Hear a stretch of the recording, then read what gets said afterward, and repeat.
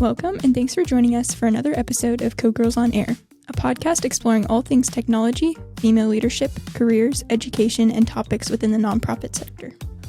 On this episode, we'll be interviewing Kate Pace, who is the COO of Craton Consulting. Let's join Makayla and Kate to hear more of her story.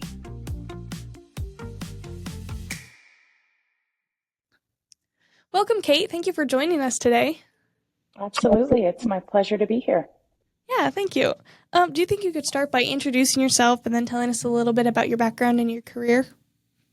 I'd be happy to. My name is Kate Pace. I'm currently the Chief Operating Officer of Craton Consulting, proudly based in Missoula, Montana. I've called Montana home since 2011. I'm originally from the mountains of Western North Carolina.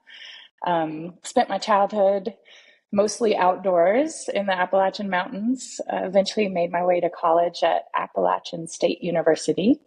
I studied anthropology and graduated with a degree in anthropology, cultural anthropology, and a minor in philosophy and religion.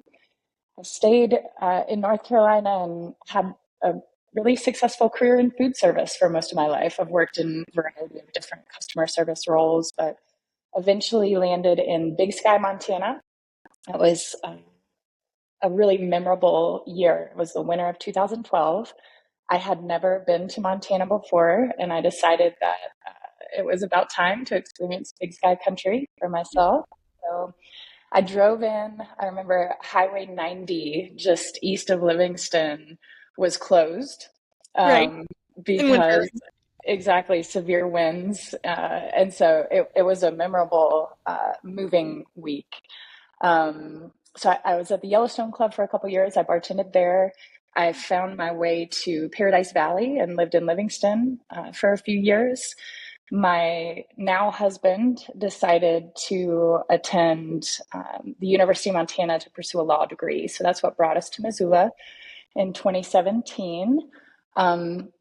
I started, thinking about a career in technology. When we were based in Livingston, I worked for a science museum that was in Bozeman and ended up taking on started in operations. I took on an interim leadership role while our executive director transitioned out. And so that was a really great experience. Love nonprofits.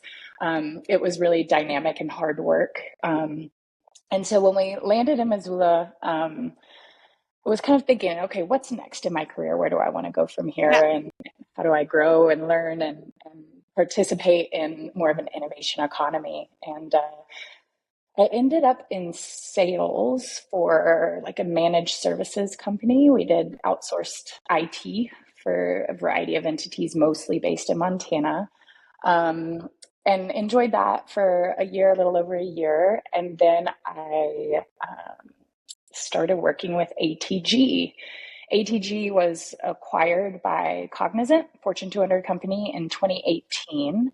And I came on kind of the heels of growth that resulted in that acquisition. And so started in 2019.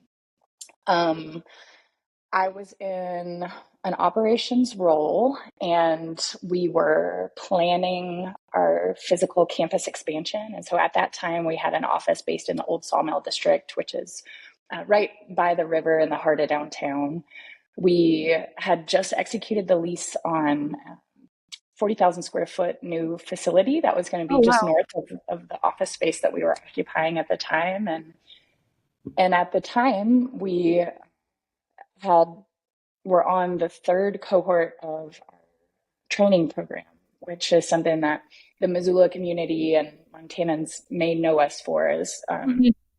After the acquisition, we started a paid training program that was about 6 weeks long. We had incredible groups of folks go through that. And so non-traditional backgrounds, we had everybody from, baristas and people working in the service industry to firefighters and construction foremen. And it was beautiful in the diversity of applicants that it attracted. And so the third cohort of individuals, typically about 30 people in each group, had just graduated and they Okay. had all been offered positions with Cognizant. And so it was at that moment in February of 2020 that we had like outgrown our existing office space. Right. Happened to be also really February 2020 on the global scale was kind of the Mm-hmm. beginning of the COVID pandemic. And so a lot changed for us in that period of time. It was really interesting to run operations for a big company in that period of time. Oh, We ended sure. up continuing with the construction project and, lots of really incredible chapters with Mm-hmm. AG and Cognizant. It was the honor of a lifetime to represent a Fortune 200 company in a place in a state like Montana. Yeah.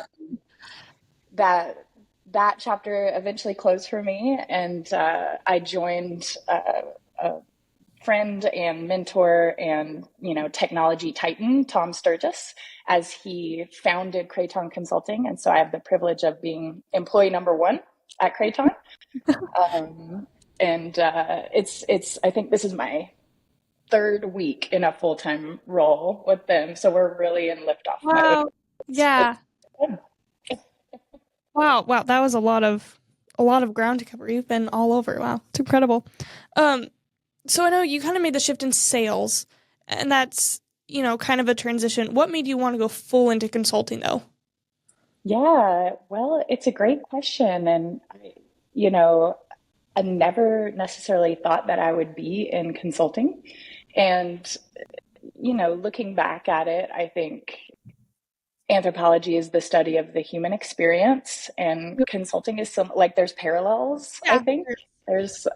But, and probably just want to highlight there are so many different ways to be in consulting, right? And so I Yeah. think, my role, and I've always really loved the people element, the relational element of Mhm. working in an operations role. It's always dynamic.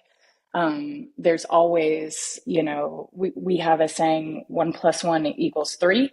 And that's really just highlighting when the power of partnerships and how, in the right conditions, a lot of good things can be more than the sum of their parts.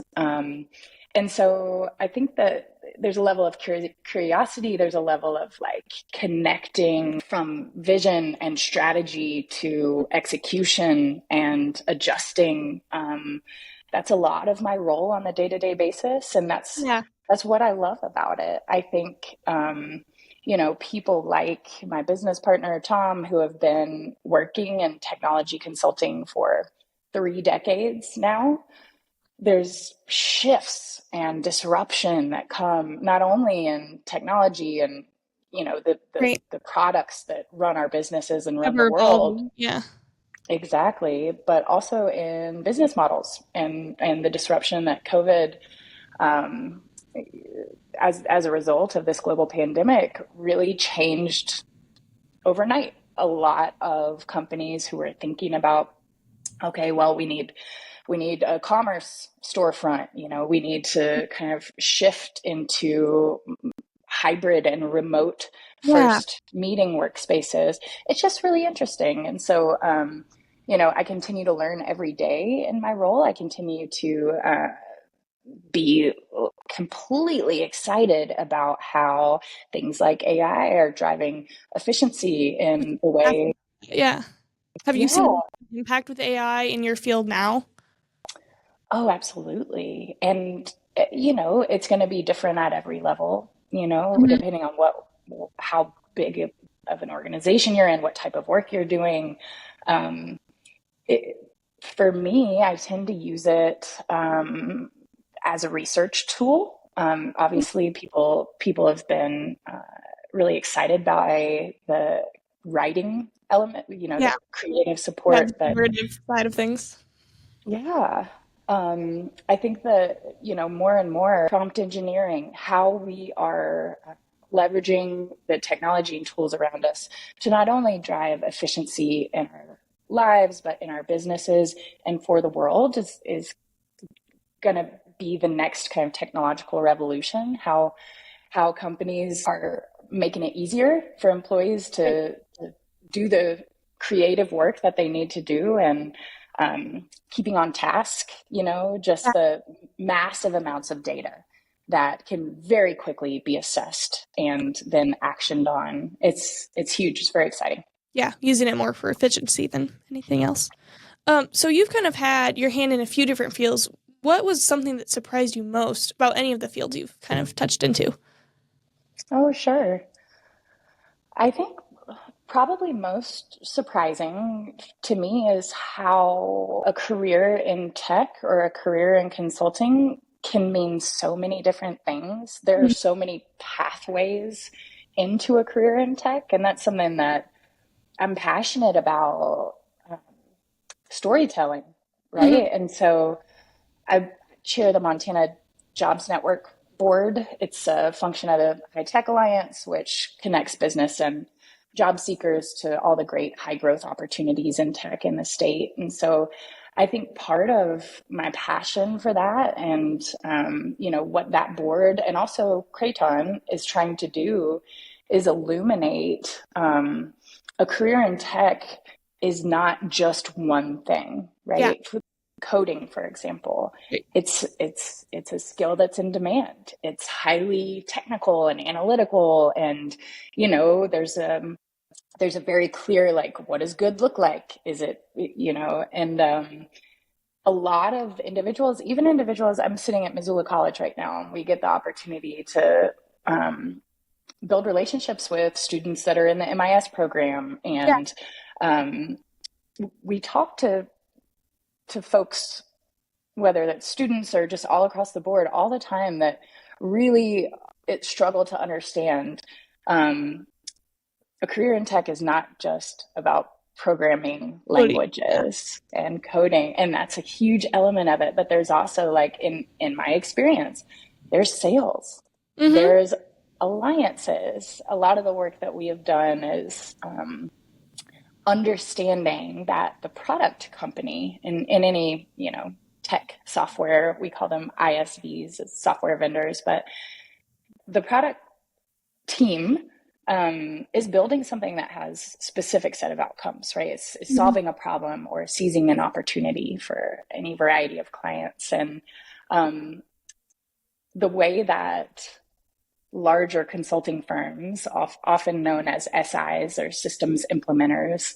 um, partner with these product companies is by knowing the product, Mm-hmm. knowing the roadmap, like what enhancements and releases and upgrades are going to happen in this product lifecycle, and then how can these consulting companies fill in the gaps. And in some cases, they make their own intellectual property or IP and kind of connect a bridge. They fill a need, but Oh, really, gotcha. So, yeah.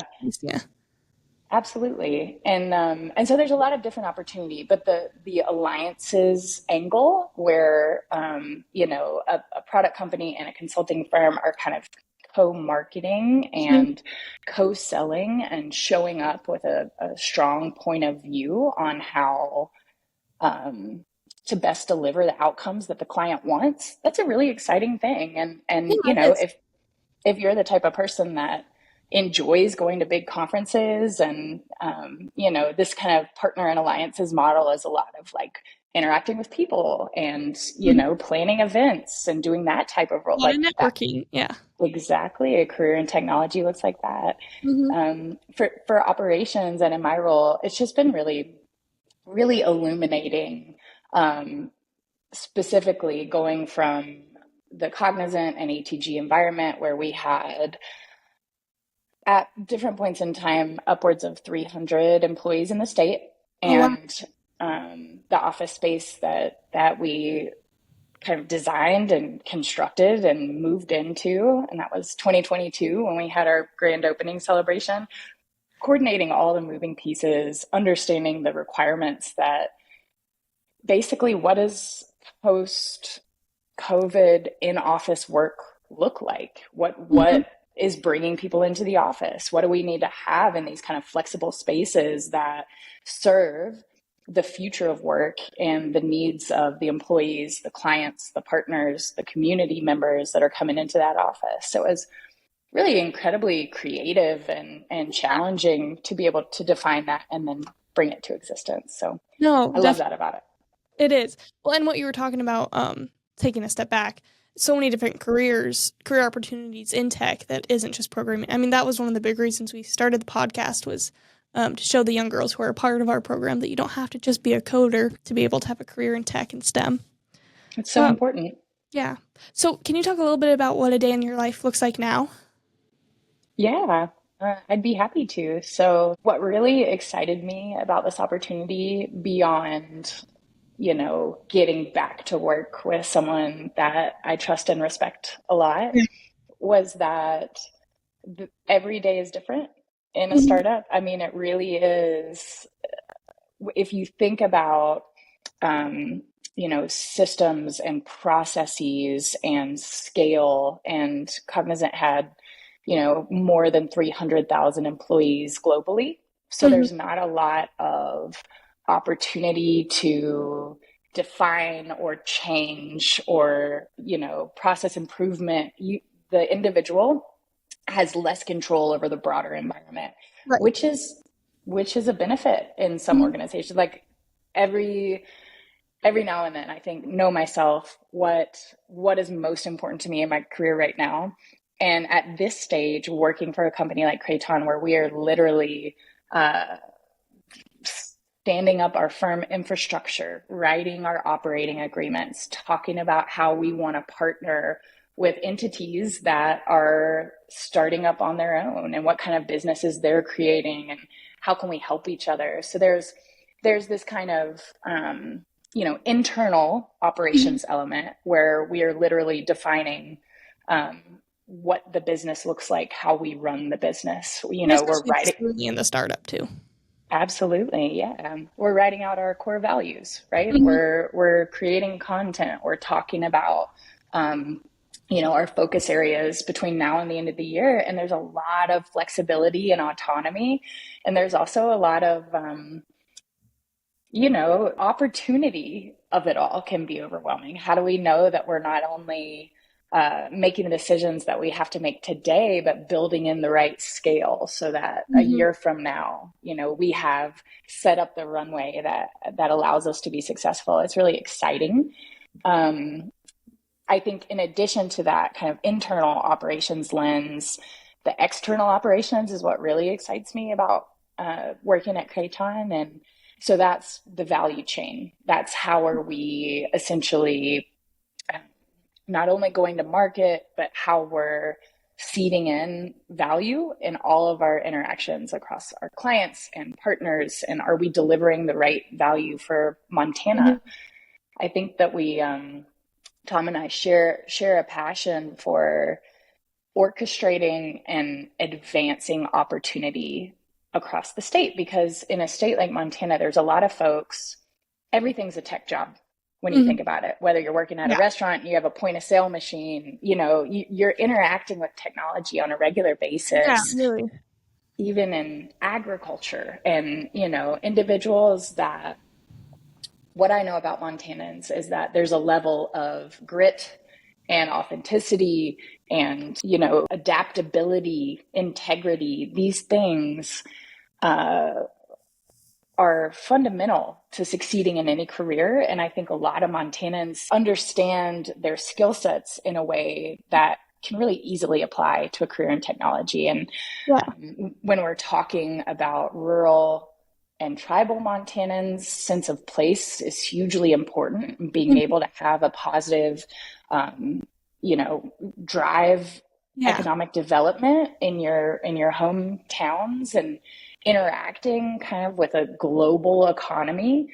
Mm. How cool of an opportunity is that as we ensure that we kind of advance broadband access? I Yeah. mean, it starts with access to the internet, but really making sure. And I also think for a long time, Montanans, our economy has been about extraction and ex- exploitation and exportation of our Yeah. natural resources, and back from beaver pelts to copper.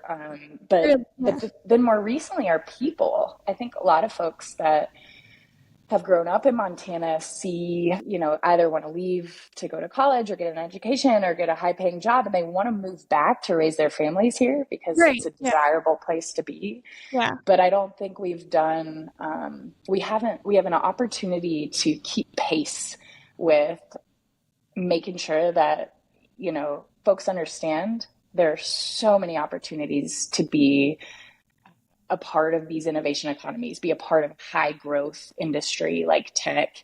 And we're looking for skill sets that are as diverse as the people that we need to hire to Yeah. succeed. Yeah. And still all from Montana.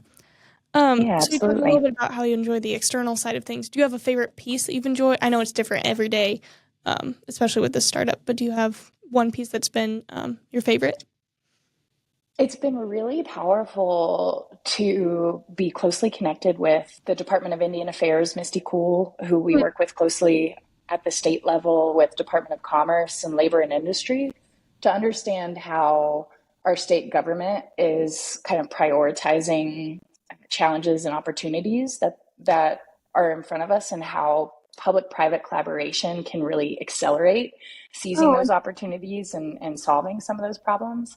I think back to that, we need to be able to meet people where they are. We need mhm. to be able to tell stories that allow folks to see themselves, and in a high growth career, and understand the steps that they can take now. Whether it's, the pace of change is, we're in like the hockey stick, right? And so that I'm using my hands here. I know we're on a podcast, but as we think about the pace of change and technological innovation and how AI is now kind of underpinning this whole shift Yeah, it is. and transformation, I think that everybody needs to be lifelong learners. Everybody needs to be continually thinking about, am I fluent in, technology and Yeah. the digital world? Do I? And so in that way, trainings can be a great way to meet people where they are. There's a lot Mhm. of open source free training out there There on really different is. Yeah. technology platforms, and also, business model evolution and change. And so, no matter where you are in your career or how you're planning to engage, there's something that you can lean on to help accelerate your understanding of what's going on. And we need to do a better job of making sure that it's, accessible, that we're incentivizing it at the right levels, so that people, no matter who you are, what resources you have good access to that. Mhm. So that's one of my favorite pieces of the external ops, just partnerships, Yeah. and being able to tell the story about how a career in technology has changed my life and allowed me to stay in a state that I love. Yeah. Well, and so can you talk about some of the more helpful resources you had when you were starting out your career? You were right out of school and then you were entering the workforce. What were some of the mentors that you had or things that helped you along the way? Oh, absolutely. Mentorship is critical. Mhm. I'll just say that not everyone is fortunate to have good mentors within their work environment. Yeah. Um, it's a two-way street, just like anything relational. Seek out good mentorship internally, and if it doesn't exist for you, then seek it out externally. I encourage everybody to think about the resources that are in their community, whether it's the Chamber of Commerce or, resource centers, community centers. Be an engaged and informed citizen. Mhm. That starts in our communities, and I think especially young people thinking about how they develop and attract more opportunity that looks good to them. Being proactive and being informed is one of the best first impressions you can ever make, right? Hey, I saw your LinkedIn profile, or I looked at your website and I had these questions. I wondered if you would have time to talk about it. Like that, Yeah. it's a huge part of professional development, good Mhm. mentorship. I would also say, to some of our earlier points, the resources that you've access to just at your fingertips from your keyboard. And local libraries are a great place if you don't have a laptop or a computer at home. Go to your local library. There incredible resources there, but just Chat GPT is as a research tool. It's accelerating the Google search now, right? I use it as a thesaurus sometimes, like help, and we can also, I think that the High Tech Alliance and the Jobs Network are working on our resource libraries as well. But beyond seeking out good people and good mentorship, educating yourself, just really being paying attention to what's happening in the world and what's happening in your community. It's a great way to stay ahead. Yeah. Well, and so as we wrap up here, do you have any other last closing thoughts or anything you'd like to say to any young girls who are watching us now? Absolutely. Women in leadership positions, I would like to see more of them. And so it starts with being curious and being engaged in your science and math classes. It starts with seeking out great people in your communities that can help you find opportunities that, like what you're doing right here. I think this podcast is incredible, right? You're curating content that is going to last beyond your time in this internship. And that's a huge resource, both for the organization and for you in your career. I think that, knowing yourself, creating a vision and a plan for yourself. And like for me, I'm location motivated. I want to be in a place where I'm inspired. I know that I want to work with people that challenge me. I want to work in a dynamic role where every day looks different. These are things that I know. Some people are going to say, oh, well, I value a title or a specific salary, or I really want to work for a company whose purpose and mission I'm fully aligned with. And so as you continue to grow and seek out opportunities, make sure you have a good idea of what you're looking for, what good, better, and best look like for you. And then I think that being intentional about your time, seeking those things out is speak it into existence is something that we say a lot too, right? So know yourself, pay attention, and be adaptable. I think like life is change, life is fast paced. And so understand what you need to thrive and also be willing to flex to the moment. This was incredible and an honor to have you on the show as well. It's been my pleasure and my honor. Thank you for inviting me. Thank you for listening to this episode. Next week on Co-Girls on Air. The school that I went to had a really great degree program where you could build your own degree. It was curated to be an individualized program. And they really looked at like real world experience and how that could apply to like an education, which is a beautiful thing. I was able to kind of like pick and choose the classes that I wanted and really find things that would like feed into what I was going to actually do.